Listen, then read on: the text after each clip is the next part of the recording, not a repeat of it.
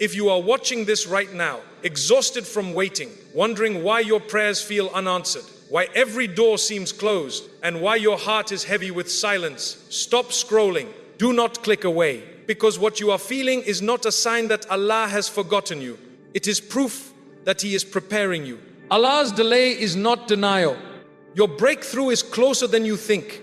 And in the next few minutes, I will show you exactly why and how to hold on until it arrives. We live in an age that worships speed, instant replies, same-day deliveries, quick fixes. We have been trained to believe that if something takes time, it is broken. If a prayer is not answered immediately, we assume it will never be answered. If a door remains shut, we convince ourselves it was never meant for us. But let me ask you a simple question. When has anything truly valuable in your life ever come without preparation, without patience, without a season of waiting? A seed does not become a forest overnight. A child does not run before they crawl. A mind does not gain wisdom without years of reflection. And a soul does not reach its highest potential without passing through seasons of silence, testing, and unseen growth. Yet when it comes to our own lives, we forget this. We measure Allah's timing against our own impatience. We compare our behind-the-scenes struggles with someone else's public victories. We whisper, "How much longer, O Lord?" We look at our careers, our marriages, our health, our family situations, and we begin to doubt. We wonder if we have made a mistake. We wonder if we are being left behind. But here is the truth you need to hear today. Waiting is not emptiness. Waiting is not abandonment. Waiting is where Allah quietly prepares you for what He is about to place in your hands. If you are in a season of waiting right now, do not mistake it for a dead end. It is a divine setup. The very fact that you are still praying, still hoping, still showing up to your faith, even when it feels heavy, that is not weakness. That is proof that your heart is still alive. And a living heart is a heart that Allah is still working on. Let us look at the sources of our guidance. The Quran does not just tell us to wait. It shows us how Allah works through waiting.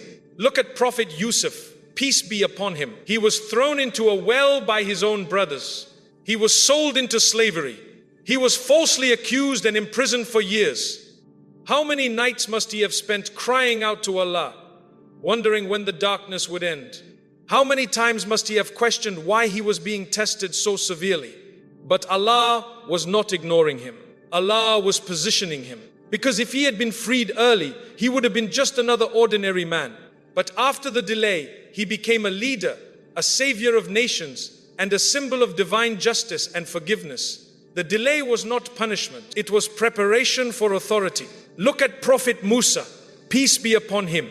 He grew up in the palace of Pharaoh, then had to flee for his life. He lived in the desert for years, built a family, and likely thought, "This is my life now." Until Allah called him from a burning tree and said, "Now it is time." The delay was not rejection. It was preparation for prophethood. He needed years in the wilderness to shed the arrogance of the palace and build the humility required to stand before a tyrant. Look at Maryam, peace be upon her. She was isolated, judged, and carried a burden no one could understand. Yet Allah elevated her name, mentioned her in the Quran more than any other woman, and made her a symbol of purity, trust, and divine honor. Her waiting was not a sign of failure. It was a sign of chosenness. Allah says in the Quran, chapter 93, verses 2 and 3, "Your Lord has not abandoned you, nor has He become displeased with you." He does not say this because everything is going perfectly. He says it because you are feeling alone, because you are wondering if He has left you behind.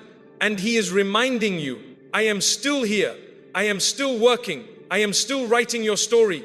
And in chapter 2, verse 216, Allah reminds us, perhaps you dislike something that is good for you, and perhaps you like something that is bad for you. But Allah knows while you do not. This is the foundation of Islamic patience. It is not about pretending you are happy. It is about trusting that Allah's wisdom is greater than your understanding. What feels like delay is actually divine timing. What feels like denial is actually protection. Because sometimes Allah withholds a blessing to save you from a burden you are not ready to carry. Sometimes He delays a door so you do not walk into a room that would break your heart. Sometimes He makes you wait so that when the breakthrough finally comes, you have the strength, the gratitude, and the maturity to hold it without it destroying you. Allah's delay is not denial. It is mercy in disguise. You cannot see what Allah is doing in the unseen. But just because you cannot see it does not mean it is not happening. When you are waiting for a job, Allah is refining your work ethic and your character. When you are waiting for a spouse, He is healing your insecurities so you do not project them onto someone else. When you are waiting for healing, He is teaching you how to find peace beyond your physical circumstances. When you are waiting for reconciliation, He is softening hearts that are still too hard to bend. When you are waiting for financial relief, He is building your contentment so that wealth never becomes your idol. Every single day, you choose to pray when you are exhausted. Every time you choose gratitude over complaint. Every moment you resist despair and turn to Allah instead of turning away, you are being shaped. Scholars of the heart call this purification. And Allah does not give heavy blessings to unprepared vessels. Imagine pouring boiling water into a fragile glass. It shatters. But pour it into tempered glass and it holds. Your character is being tempered. Your faith is being anchored. Your heart is being aligned with what truly matters. The Prophet Muhammad, peace be upon him, said, "How wonderful is the affair of the believer, for his entire life is good. If something good happens to him, he is grateful, and that is good for him. If hardship befalls him, he remains patient, and that too is good for him." Notice he did not say the believer's life is easy. He said his entire affair is good, because even the pain, even the waiting, even the unanswered prayers, they are all being woven into a tapestry of mercy that you will only fully see in the hereafter. Allah is not testing you to break you. He is testing you to build you. He is not delaying you to disappoint you. He is delaying you to prepare you. And the preparation is happening right now in your silent prayers, in your tearful moments of submission, in your choice to keep going when quitting feels easier. You are not falling behind. You are being refined. So what do you do while you wait? Do you just sit and suffer? Number, our faith does not teach passive resignation. It teaches active trust. Here is how you navigate this season without losing your peace. First, redefine patience. Patience is not sitting in darkness and pretending you are fine. Patience is acknowledging the pain, feeling the weight, but refusing to let despair win. It is saying, "This is hard, but I will not abandon my Lord." It is continuing to pray, to give, to show up, even when you do not feel like it. Second, make your prayers a conversation, not a transaction. We often treat prayer like a vending machine. We press a button and expect a result. But prayer is intimacy. It is you talking to Allah about your fears, your hopes, your exhaustion. Tell Him everything. He already knows, but He loves to hear from you. The Prophet Muhammad, peace be upon him, said, "Prayer is the essence of worship. When you speak to Allah honestly, you are not just asking for things. You are building a relationship." Third, anchor yourself in gratitude. Gratitude does not erase pain, but it shifts your focus from what is missing to what is still present. You still have breath. You still have guidance. You still have access to Allah. Write down 3 things daily. Thank Him for the small mercies. Gratitude opens doors you did not know were closed.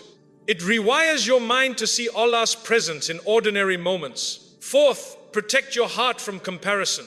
Social media will show you breakthroughs without showing the breakdowns. Remember, every public success has private sacrifices. Do not let someone else's timeline become your source of despair. Allah's plan for you is custom made. It cannot be copied. Your journey has its own rhythm, its own milestones, its own divine appointments. Fifth, stay consistent in worship, even when your heart feels dry. Some days your prayers will feel heavy.